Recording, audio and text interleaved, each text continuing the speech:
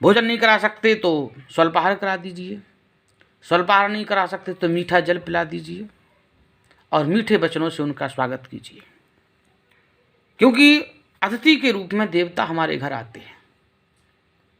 और जब देवताओं को हम जल पुष्प से, पत्र जल पुष्प से उनको जो है संतुष्ट करते हैं तो वे सांसारिक सुखों से हमें संतुष्ट करते हैं। इसलिए हमें यह कार्य करना चाहिए।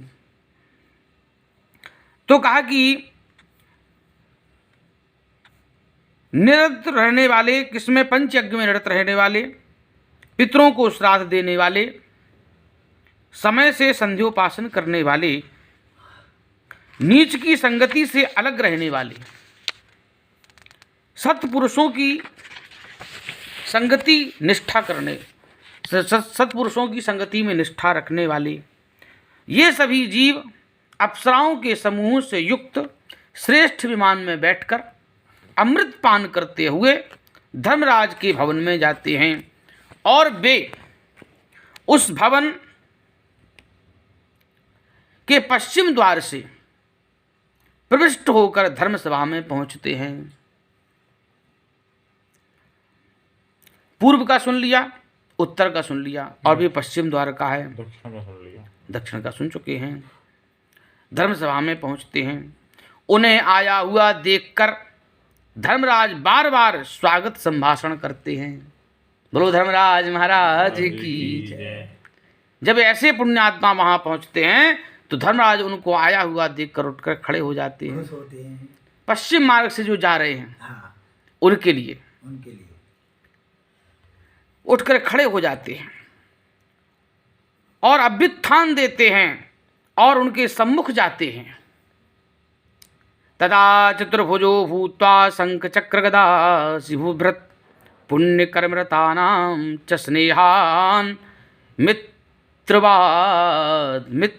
मित्रवदाचरेत। सिंहासनं ददते नमस्कारं करोति च पदपादार्घं कुरुते पश्चात् पूजते चंदनादिभिः। उस समय धर्मराज भगवान विष्णु के समान चतुर्भुज रूप और शंख चक्र गदा तथा खड्ग धारण करके पुण्य करने वाले जीवों के साथ स्नेह पूर्वक मित्रवत आचरण करते हैं। पुण्य की, धर्म की ये व्याख्या है। उन्हें बैठने के लिए सिंहासन देते हैं, नमस्कार करते हैं और पाद्य अर्घ आदि प्रदान करके पाद्य देते हैं, अर्घ देते हैं। कितना बड़ा सम्मान होता है। धर्मराज उनको पाद्य दे रहे हैं, अर्घ दे रहे हैं, धर्मात्माओं को, पुण्यात्माओं को, और चंदनादिक पूजा सामग्रियों से उनकी पूजा करते हैं। नमस्कुर्वन्तु भो सभ्या ज्ञाननं परमादरात् एष मे मंडलं भित्वा ब्रह्मलोकं प्रयास्यति।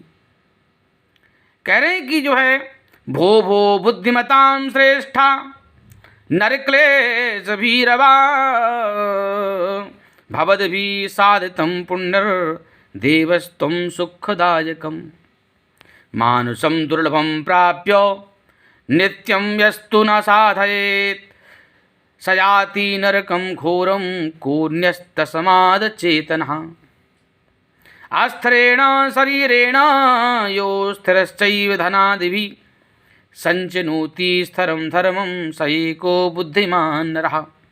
तस्मात् सर्वप्रयत्नेन कर्तव्यो धर्मसञ्चयः गच्छध्वं पुण्यस्थानं सर्वभोग समन्वितम। धर्मराज कहते हैं कि हे सभासदों, इस ज्ञानी को परम आदर पूर्वक नमस्कार कीजिए। जब वो ज्ञानी ऐसा जाता है वहाँ पर तो सभासदों से कहते हैं कि इसको जो है आप आदर पूर्वक नमस्कार कीजिए, यह हमारे मंडल का भेदन करके ब्रह्मलोक में जाएगा। हे बुद्धिमानों, श्रेष्ठ और नरक की यातना से भयभीत रहने वाले पुण्यात्माओं, आप लोगों ने अपने पुण्य कर्मानुष्ठान से सुख प्रदान करने वाला देवत्व प्राप्त कर लिया है।